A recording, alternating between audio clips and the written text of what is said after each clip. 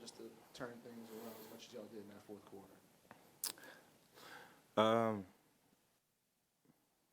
there's less turnovers and getting out in transition. First half, I think we had 0 transition points, and second half, I think we had 17 or 19. So that definitely helped a lot. But I got to give a lot of the credit to Jose. Jose was a vocal leader tonight, and his energy really shifted the course of the game.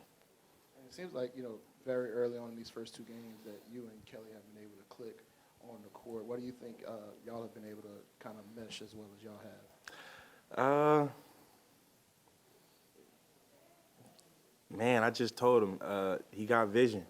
He sees the floor. He sees the game to where there are times where I might not be aware of certain things, and he'll just kind of play off me, or I'll see he's doing something and kind of relocate to a different spot just because I trust his vision and also trust it.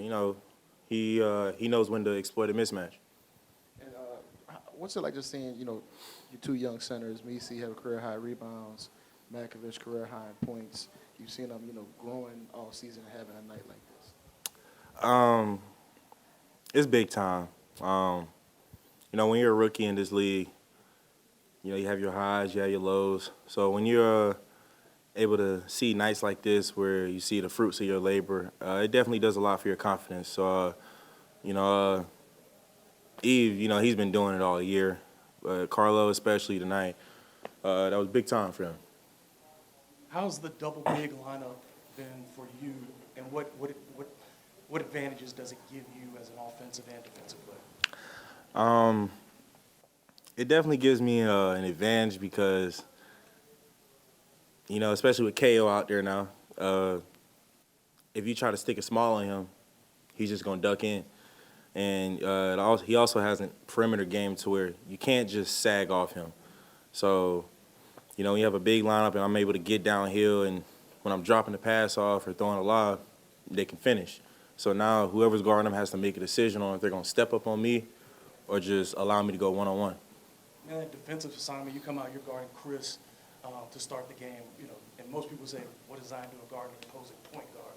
But how does that keep you engaged maybe defensively when you have that responsibility, and what's it like being at the top of the defense that way?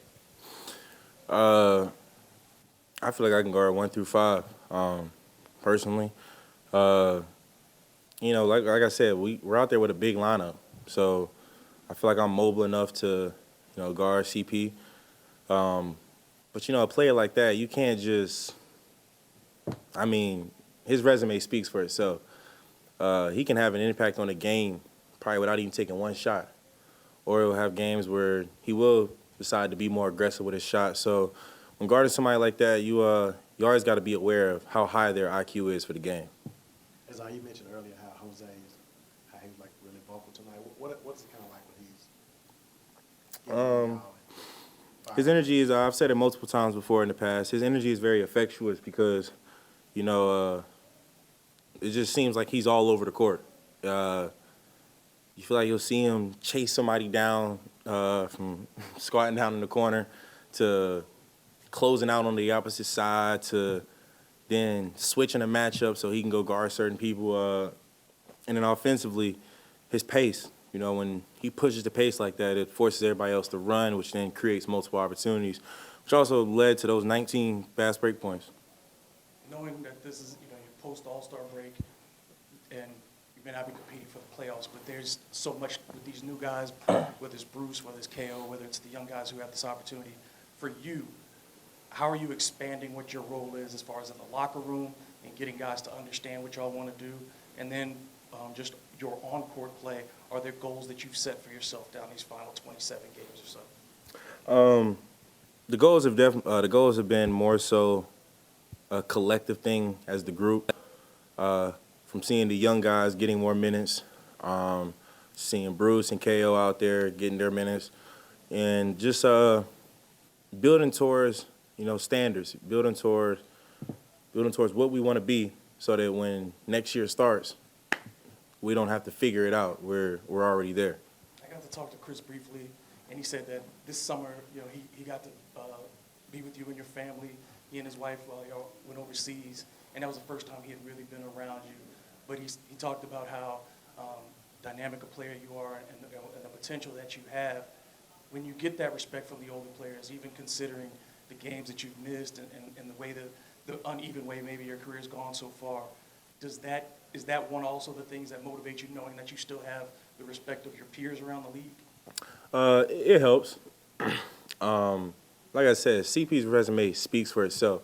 And, you know, we did spend some time together overseas this past summer. And, you know, I got to give him his respect. You know, he gave me a lot of wisdom, not just on the court, but off the court as well. And so funny. Off the court, great dude, man. Great dude. But on the court, you can see his competitive side really come out. And, I mean, that's what makes him who he is. But, you know, off the court, he's one of the best dudes I've been around. And just for you personally, how different has the double big stand? I guess, you know, most of your career you played for 4, I guess people would say. But, you know, how has it felt weird at times, or has it been super different, or how much of an adjustment has it been? It hasn't been too much of an adjustment for me. At the end of the day, it's basketball. But I do like it because it definitely shows the trust that the coaches have in me in terms of, you know, being a ball handler, but also guarding perimeter guys for the whole game. So, you know, that's something that I definitely wanted to expand on personally. Just like I said, me and Murph talked about it, just being defensive threats, not just being out there helping a team be good defensively, but individually, you know, being a massive threat.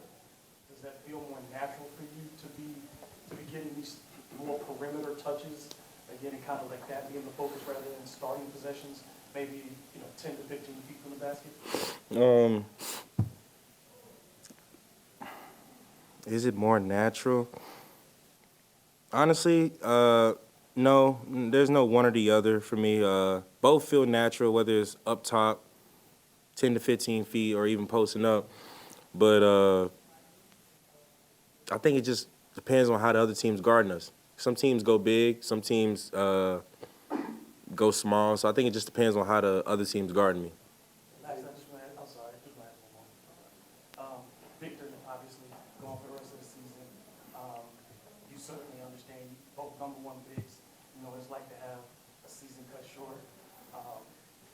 What would you say to Victor, and then what do you think that, you know, does it remind you anything of your process of being that first round pick and having the expectations, and then, you know, suffering this way, you know, that when you really start to feel like you're getting things going? I mean, it's always disappointing when you're not on the court. I think our situations are a little different in terms of what we have dealt with. Mine was more so injury-based. I don't know the details on his, but that's something that, you know, I've had family members deal with stuff like that, and all you do is can wish that, you know, he gets healthy as soon as possible, and that's not something that slows him down.